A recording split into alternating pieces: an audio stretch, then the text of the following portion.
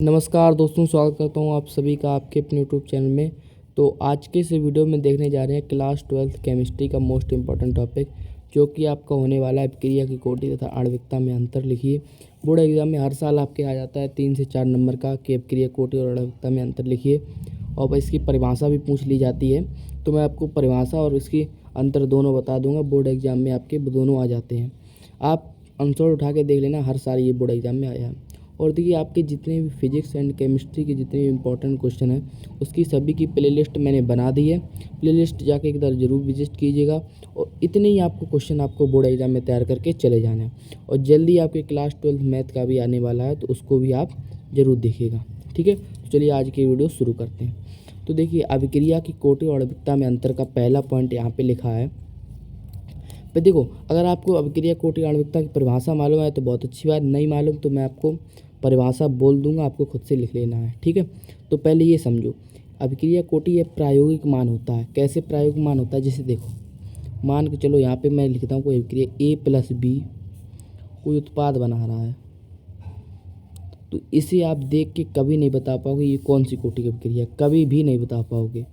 तो अगर आपको, और इसकी देखो आप आणविकता बता लो। आणविकता कैसे? अभिकारक के न्यूनतम अणुओं की संख्या को कहते हैं। तो यहाँ पे न्यूनतम अणु होते हैं, यहाँ पे कितना है? 1 है, कुछ नहीं। तो यहाँ पे कितना? 1 है, तो दोनों को जोड़ दो, 1 + 1 2, तो 2 इसकी आणविकता आ जाएगी। तो आणविकता आप देख के बता सकते हो, सैद्धांतिक मान होता है, और ये प्रायोगिक मान होता है। जब आप लैब में प्रयोग करोगे तब आपको पता चलेगा ये अभिक्रिया कौन सी कोटि की है।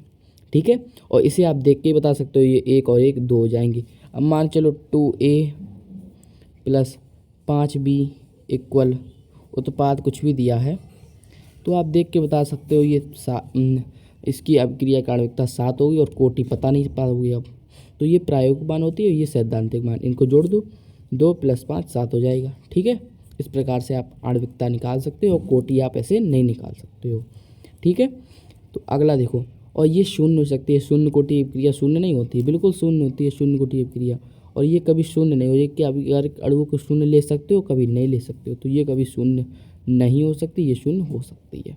ठीक है, अब देखो, अभिक्रिया कोटि ऋणात्मक, धनात्मक, भिन्नात्मक, पूर्णांक कुछ भी हो सकती है, लेकिन ये केवल धनात्मक, देखो ये केवल धनात्मक ही तो होगी। कभी ऋणात्मक हो जाए? कभी भी नहीं होगी ऋणात्मक।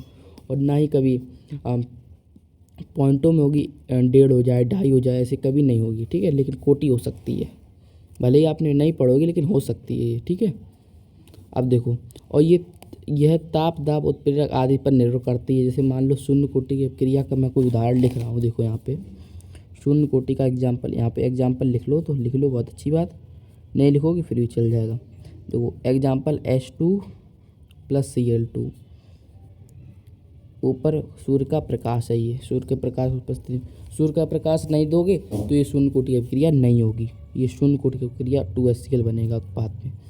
तो इसकी शून्य कोटि की अभिक्रिया है, ये शून्य की है। और लेकिन इसकी आणविकता कितनी होगी? देखो शून्य की है, लेकिन आपको याद करना पड़ेगा शून्य कोटि का। मैं कुछ भी नहीं कर सकता हूँ, लेकिन अगर आप इसकी आणविकता देखो तो आप देख के बता दोगे इसकी आणविकता 1 और 1 2 हो जाएगी। ये नहीं लेने हैं, ये नहीं लेने हैं कभी, आगे वाले लेने हैं लेफ्ट हैंड के। ठीक है, लेफ्ट हैंड के, ये वाला यहाँ पे जो लिखे होंगे उसको लेना है। 1 और 1 2 हो जाएंगे, तो इसकी आणविकता आप 2 कह दोगे, कोटि लेकिन शून्य होगी। ठीक है, तो इस प्रकार का आपका होता है। और देखिए, अभिक्रिया कोटि की परिभाषा मैं बोल दे रहा हूँ, आप लिखना। लिखो, किसी रासायनिक अभिक्रिया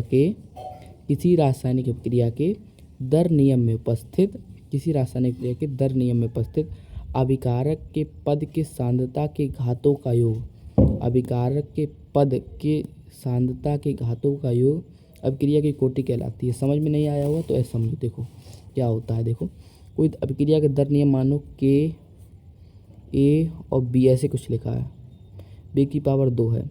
तो क्या होता है, किसी रासायनिक क्रिया, ये दर नियम है, किसी रासायनिक क्रिया के दर नियम में अभिकारक के, देखो ये होती है सांद्रता, तो अभिकारक के अभिकारक के पद के सांद्रता के घात कितनी है? 1, इसकी 2, घातों का योग अभिक्रिया की कोटि कहलाती है। इसकी 3 हो जाएगी कोटि। ठीक है, ऐसे होता है। समझ में आया आपको? समझ में आ गया होगा। क्या लिखा? अब जैसे मान के चलो, ये अभिक्रिया का पद किसी रासायनिक का दर नियम ये है 3/2, और B का दिया है 1/2। अब पूछे ऐसे कच के पूछे आपसे कि अभिक्रिया कोटि बताओ, तो क्या होगी, किसी रासायनिक क्रिया के दर नियम में उपस्थित, दर नियम ये है, उपस्थित अभिकारक की पद सांद्रता के घातों का योग, ये सांद्रता है और इनके घातों का घात ये है, और घातों का योग कर दो 3/2 प्लस 1/2 कितनी हो जाएगी, 2 आपकी हो जाएगी। इस प्रकार से आप निकाल सकते हो कोटि को। ठीक है, ऐसे आपको दे दिया जाता है बोर्ड एग्जाम में, इसकी कोटि बताओ क्या होगी, इसकी कोटि बताओ क्या होगी, तो आपको जोड़ देना है उनकी घातों का। ठीक है, तो क्या परिभाषा लिखोगे, किसी रासायनिक अभिक्रिया के दर नियम में उपस्थित अभिकारक के पद के सांद्रता के घातों का योग। ठीक है, समझ में आ गया होगा। अभिक्रिया की कोटि कहलाती है। आणविकता, किसी रासायनिक क्रिया में भाग लेने वाले, इस रासायनिक क्रिया में भाग लेने अभिकारक के न्यूनतम अणु संख्या को अभिकारक की अभिक्रिया की कोटि आणविकता कहते हैं। ठीक है, किसी रासायनिक क्रिया में भाग लेने वाले अभिकारक के न्यूनतम अणुओं की संख्या को अभिक्रिया की आणविकता कहते हैं। ठीक है, तो आशा है दोस्तों आपको ये मेरी वीडियो पसंद आई होगी और इसका आप स्क्रीनशॉट भी ले सकते हैं। ठीक है, अगर वीडियो आपको पसंद आए तो वीडियो को लाइक ज़रूर कर दीजिएगा और चैनल को भी सब्सक्राइब कर दीजिए और एक बार प्लेलिस्ट ज़रूर चेक कर लीजिएगा। मिलते हैं अगले वीडियो में, तब तक के लिए धन्यवाद।